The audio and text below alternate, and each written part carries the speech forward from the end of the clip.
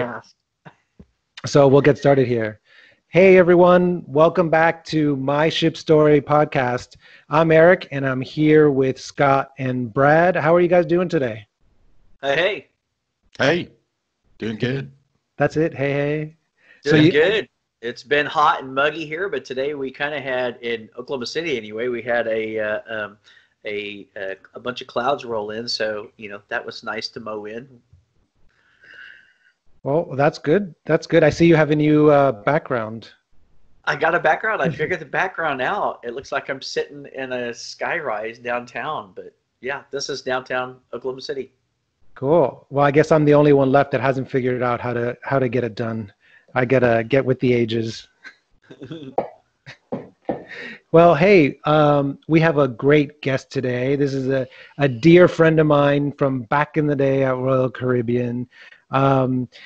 Karen Maybury and I worked together in the early 90s at RCCL.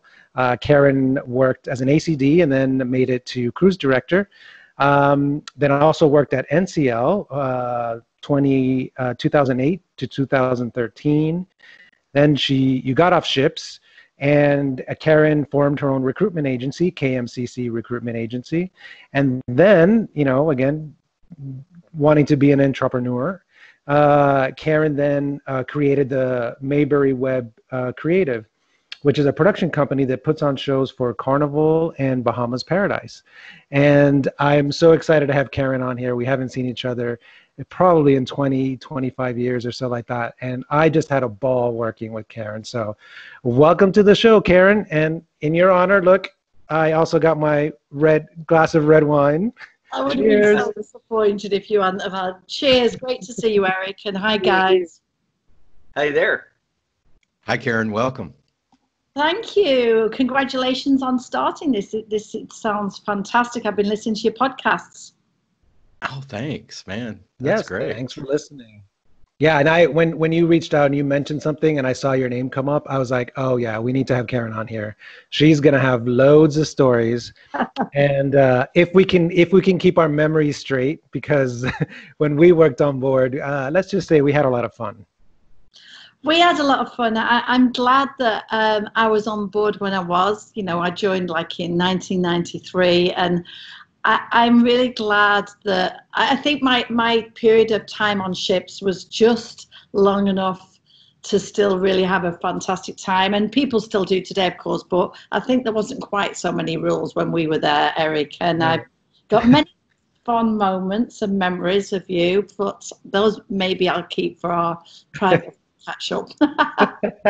No, we can share. Actually, I'm like, hey, whatever people we come up with that we remember and we want to share, that's fine with me. Because I have one memory specifically of yours that, well, maybe I'll talk a little bit after your stories and stuff. But let's just say it involved with drinking a bit and sliding down some stairs. That's how they all seem to begin and end, actually. Yeah. I think that all stories involve alcohol at some point. They do. Thankfully, my house doesn't have stairs, so the stairs bit's not happened to a few yet. Well, that's good. That's good. So, hey, so let's, we're talking for a little bit here. We could chit-chat forever. So, talking to you is just like we're back as we were in 93 and 94. I think did we work on the Sovereign together? Do you remember? Yes. I actually was on the Sovereign more times than any other ship, and I joined. That was my first ship in 1993, the Sovereign, and then I was on that. There was only 3 ships at the time, so I was obviously on there several times throughout my Royal Caribbean career, and it's a really special ship. I actually am sad that I've seen it's going off to the scrum. It makes me sad. All the ships I've been on that were special seem to end up there. Maybe I'm just a weird curse.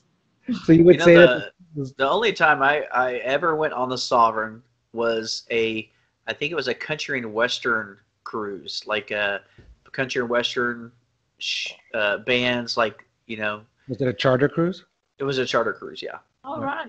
Yeah, they used to actually do a lot of charters, and I was actually lucky to be the cruise director for some major charters like they had Christopher Cross and Michael McDonald, and one of my best friends, who to this day is one of my best friends, Jan Thomas. She used to come on with these great groups and great artists. Ray Charles was on, and I feel stupid now because at the time I was a new cruise director and I didn't want to eagerly jump into photographs. I wanted to be cool, which is silly now because now I'm sat at home looking at pictures of myself.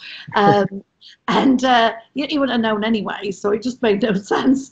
But I was lucky. The Sovereign was a really, really special ship. It really was. And it was the biggest ship in the world at the time. Yeah. Would you say that was your favorite ship, do you think? I don't know. That's a hard question because all ships were special, you know, all of them in many ways. My favorite ship that was, there's two. One is the Jewel of the Seas, because I was takeout cruise director. I was part of a chosen team of Francois Wachet, the hotel director. I had this great team of managers. We all got on great. And then I, of course, handpicked my own team. And I got engaged to Dave on there. And I just was on there for quite a long time. My other favorite ship's the Viking Serenade. Oh, really? When that went to Scotland, I was like, oh, you know, it was so special. Yeah, I mean, I've loved all the ships I've been on for different reasons, but those particular ships, I had very special memories, and that's actually where I did meet Dave. But I just was cruise director. Like I used to say to Peter Compton, who was in charge of the schedules at the time, I'd be like, can I just go to the Viking Serenade? And because I spoke languages, I was lucky. I ended up in Europe several times, and he would be like, really? That's like, oh my God. I was like, that's what I was thinking. Really? 3 and 4 day cruises. It was a party crowd. You just had to walk on stage and cough, and they all went crazy. It was a special, intimate setting, and I was on the ship. The last cruise, I took it to Aruba when it was handed over to the cruise line that bought it. So I was one of the last people off, myself, my husband, and the captain. So it was kind of, yeah, it's weird. Now I just have a picture.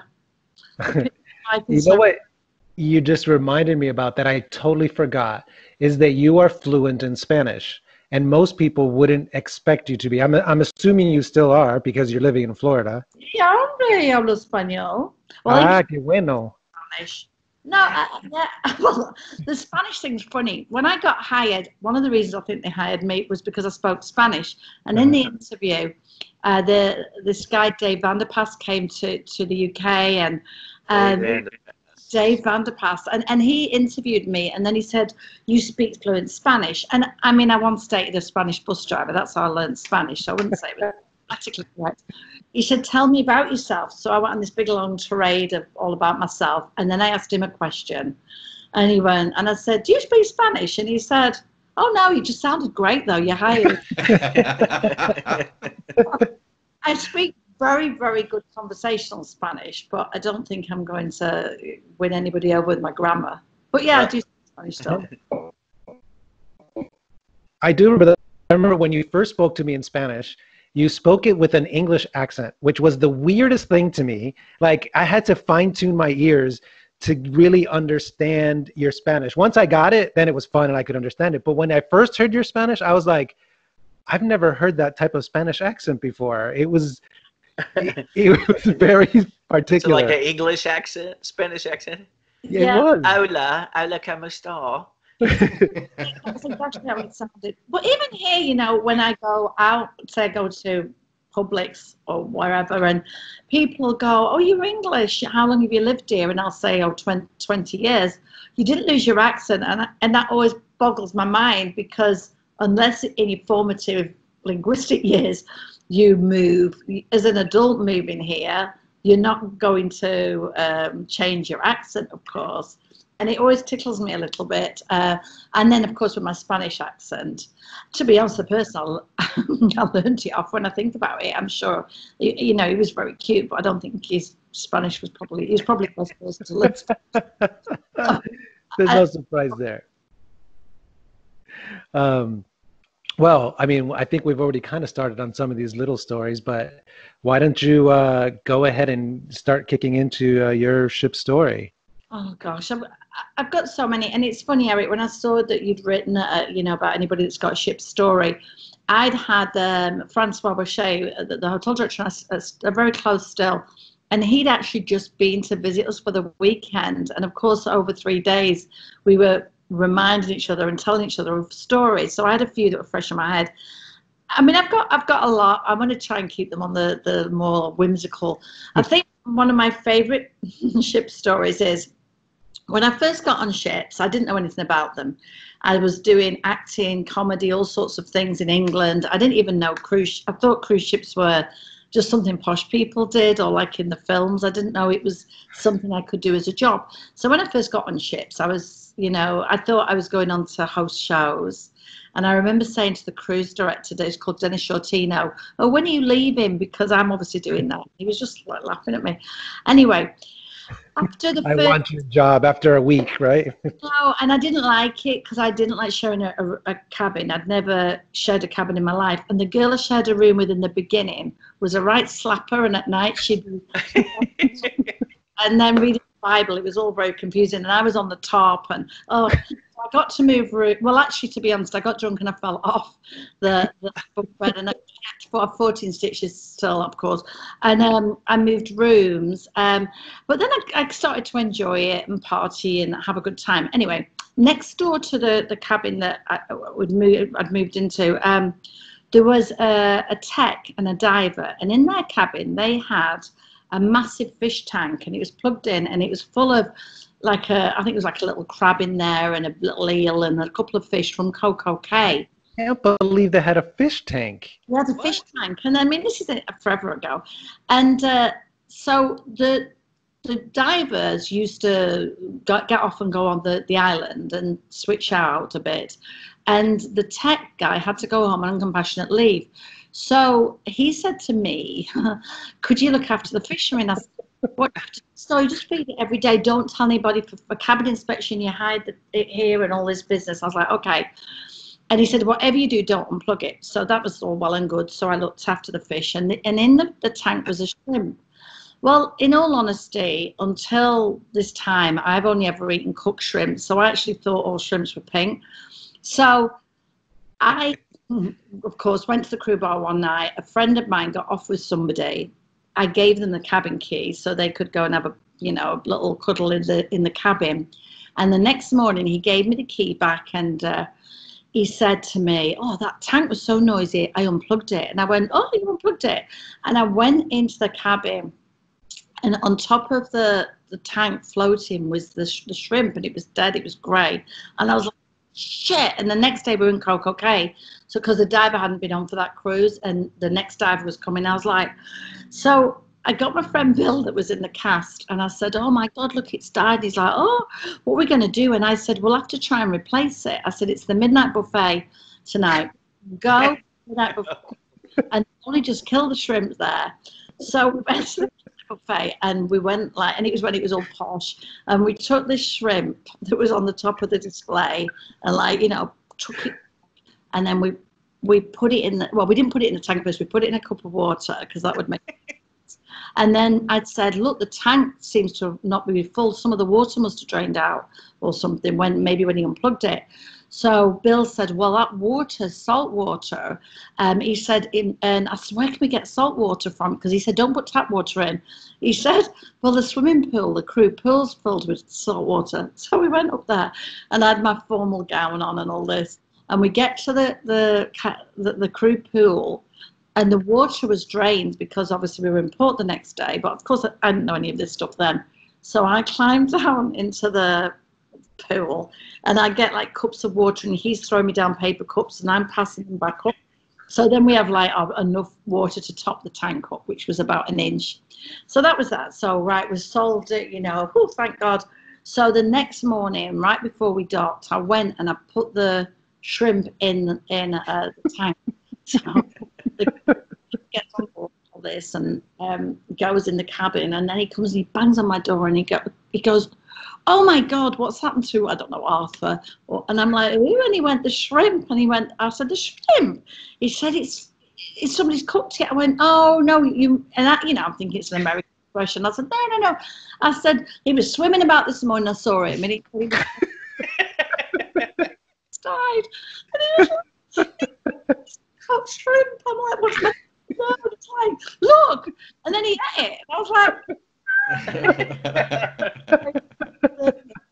came out what I'd done, and nobody entrusted me with the cabin key, that contract. But that's one of my first stories, because I was so, well, now I've eaten loads of cooked raw shrimp, but it was just a silly story. And once again, I'm sure we were completely sozzled, and it was all happening around 4 a.m. And there's too many. But that's my favorite cruise staff ship story, definitely. That is really, really funny. I was like, oh my God, I cannot believe you put a cooked shrimp in there. Oh my God, that's just hysterical. Ridiculous. I feel right now. Hey guys.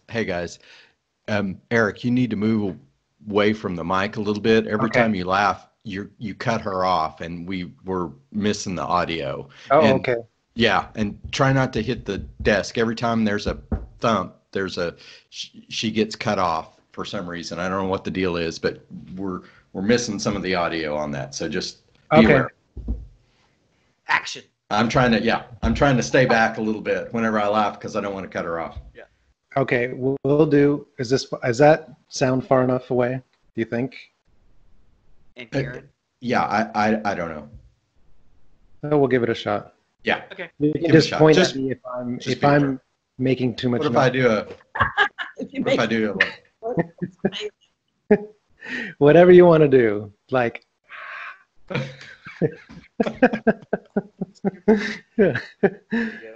All right, here we go. That was a great story, by the way. That was awesome, and then that's why I'm saying this, because I don't want to cut you off anymore. It's fine. I'll try to hold my laughter. It's hard when I'm talking or talking to Karen to stop laughing. It's okay to laugh, but you were laughing directly into the mic, and whenever you laugh directly into the mic, it cuts her off. You're gonna laugh. I'll put this further away. No, okay. I'll try to withhold my laughter. Anyway, where do you want to go from here? I just have to edit. I don't know. Let's just pick up. Do you have another story for us? Okay, yeah, go ahead. Where do you think he got the shrimp from? Well, originally, they originally brought them on from Coco Cay. I mean, I've got a few stories, but I don't want to get anybody that's still working in trouble. But they were divers, and they just brought them on. I mean, people at that time, your crew card went in a slot, and I mean, I'm sure even going through the scanner, which I don't know if they were going through. I don't know if a fish in a plastic bag would show up. I didn't even think we went through a scanner. We had, they just checked our cards, and they were peeking the bag. And I think some of the security, the little Filipino guys that would just look, and if you had a bottle or food for them, they would be like, eh. Absolutely. I mean, nobody would have batted an eyelid anyway, I don't think. I mean, probably like if they ever got to go ashore, bless them, but the security guards got free jet ski rides, and they wouldn't care if some strange person was bringing a pet shrimp and a pet. There was a few things. It was pretty interesting, really. And I do know this has happened before, because actually my brother, I was the cruise director I was the assistant cruise director on the Legend of the Seas, and my brother was on as a DJ, and there was a guy called James Hong who was on he was one of the techs. And one of the late night party places was the casino hallway. Anyway, unbeknown to me, they were running some kind of gambling ring, and they got little turtles, terrapins. I'm not sure what they're called in America, but the little tiny ones. And they marked the back of them, and then they would race them at night and gamble against the casino guys. And apparently it was very good. And I found out about this because somebody came to see me that was signed off, and he owed my brother money. And I was like, well, I'm going to kill him. And then so I knew about these terrapins, but I didn't want to get in trouble. And the cruise director was, the hotel director was. What's a terrapin? It's a turtle. Turtle. It's a tortoise. It's a tortoise. Oh, wow. Okay. Yeah, but you put it in a tank with a thing. Anyway, So the hotel director had got the worst temper in the world. His name is Jimmy Spencer, and oh my God, Jimmy Spencer. Oh, do I have stories about him? But we'll keep going. Yeah, I actually have funny stories about him, but he did used to go mad about things, and so I didn't want my brother to get in trouble. And then it was cabin inspection, and I was in my office, and I remember opening the drawer on the filing cabinet, and I was like, "What?" And that this tank was in there with the terrapins in. And then when James Hong signed off, he took them and he flew all the way back to Canada with them. His little terrapins, because he got with the turtles. With the little turtles, yeah, he had him in like a little cigarette tin. But yeah, so that was crazy. Yeah, Jimmy was a real character. You know, I remember the legend, and the golf course kind of blew off, and he was like yelling at me and the cruise director Bill, like we made it ourselves. And so we were like, oh, okay, like, well, we didn't nail it down. Isn't that when the ship came over, when Legend came over, that the whole golf course up deck flew off?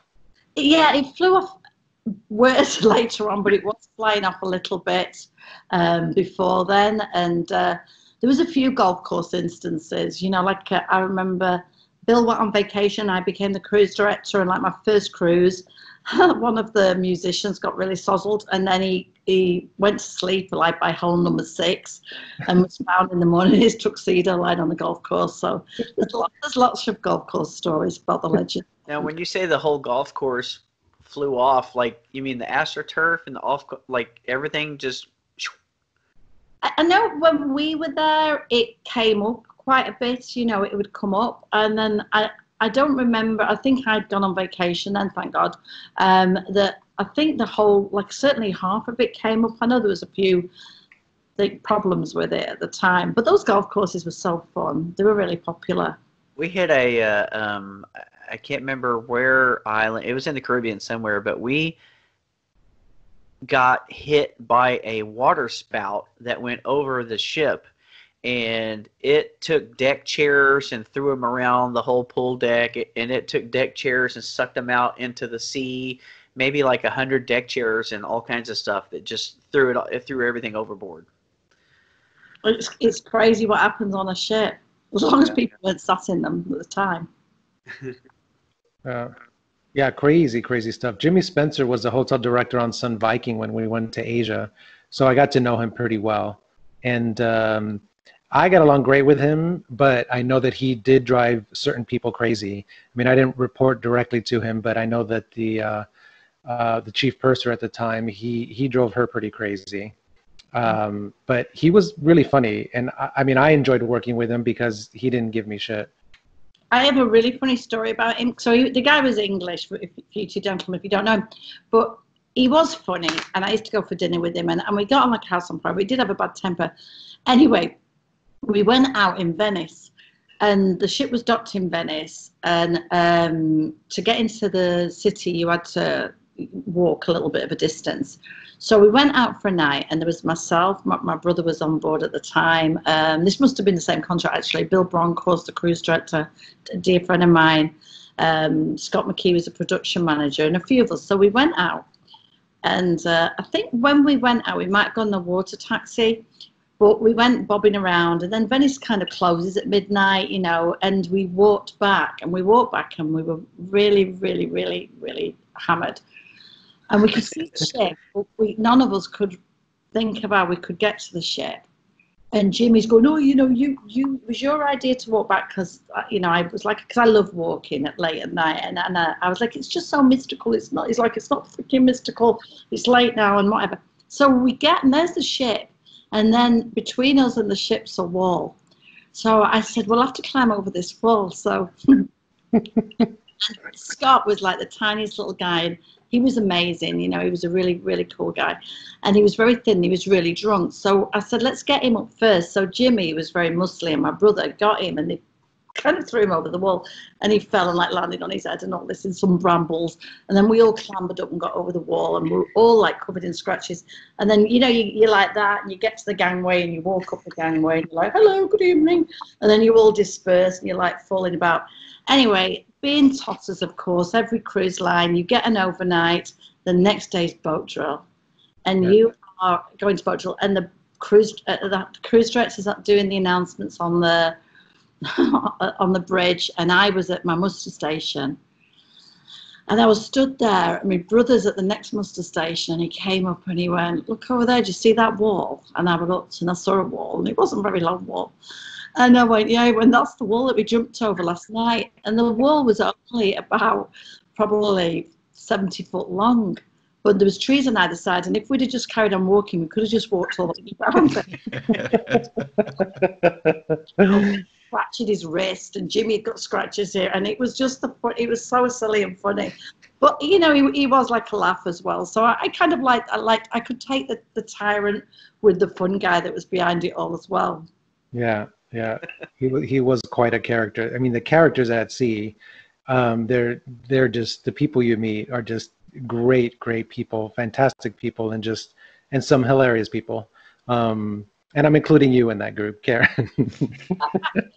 Listen, being on those ships all those months, you have to have a sense of humour, and I think you have to take your job seriously, because you know what, Eric, you won't believe this, I've never had a warning in all 20 years and all the mischief I got up to, but never ever late, never late, and I amazingly had the fastest recovery period. I think you did, you could just turn around and get up in the morning and just look fabulous and be on your game, and then in the afternoon you'd go and have a nap and be nearly unconscious, and you just worked and played hard, and it was just fantastic.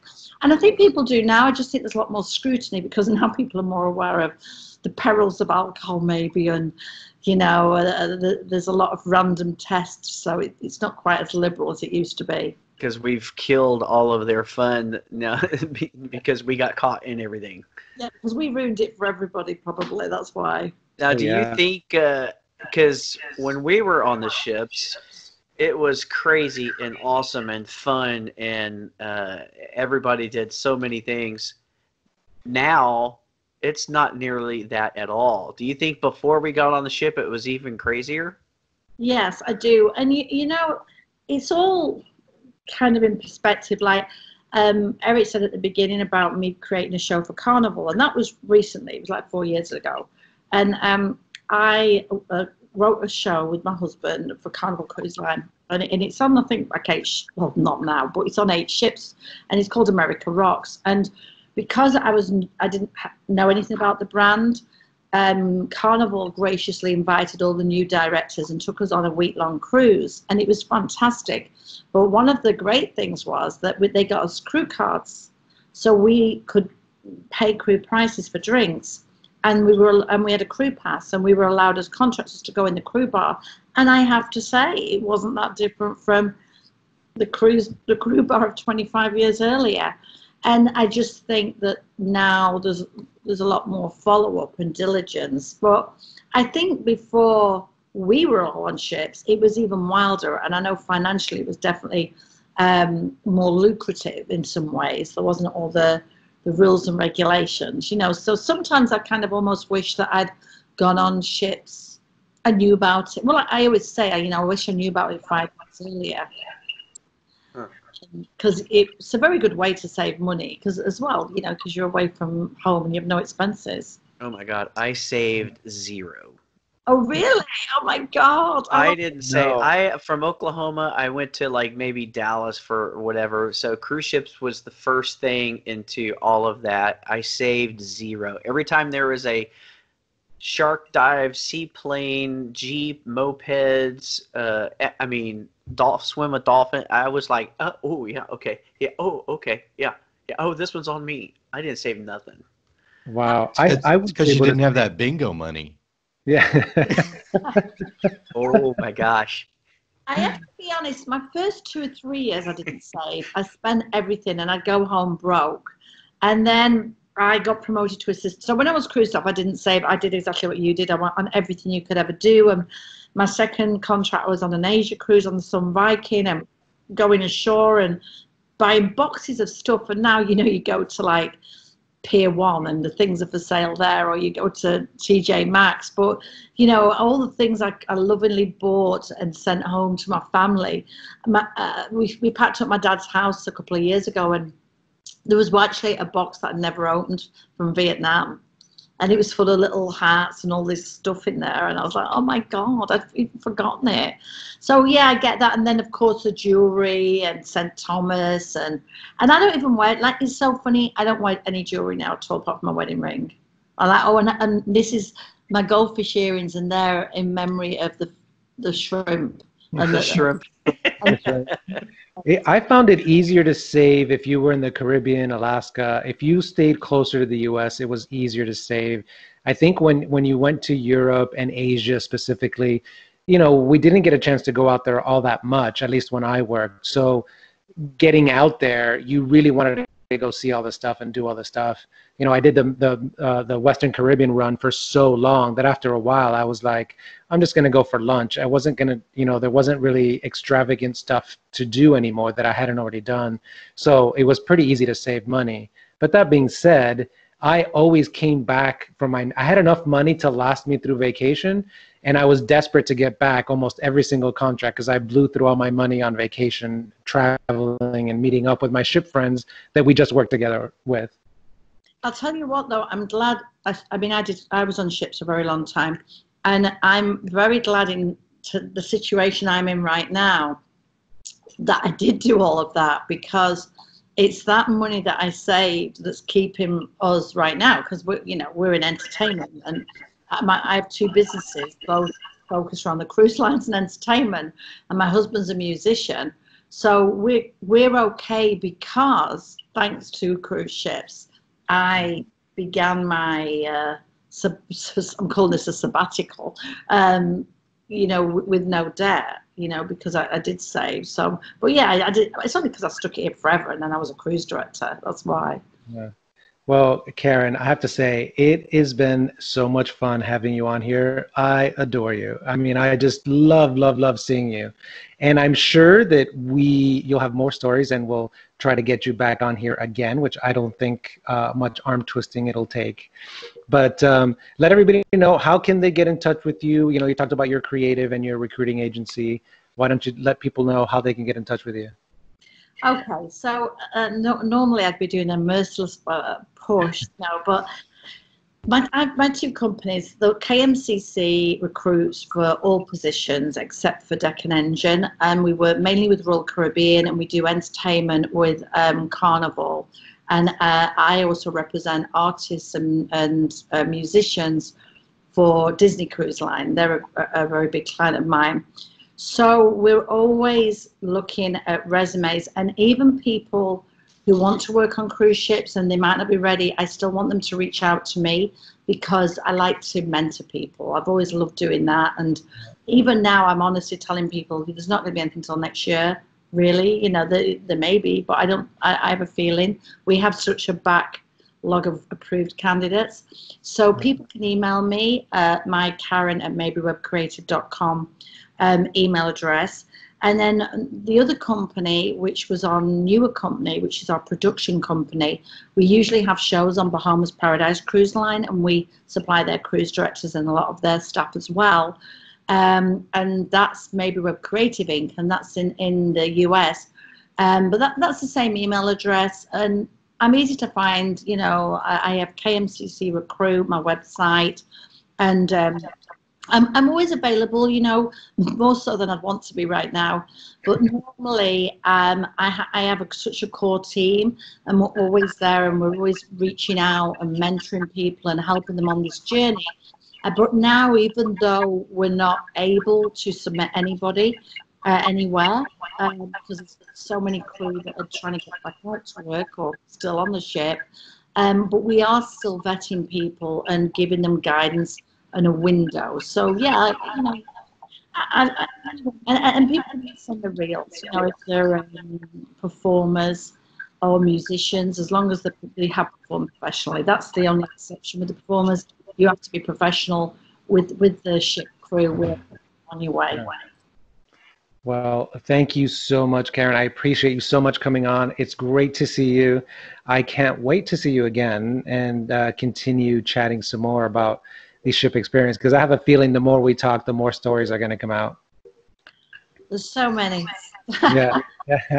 So thanks everybody for listening. And this is my ship story. Thanks. Thank you, everyone. Bye. Thanks for listening to my ship story.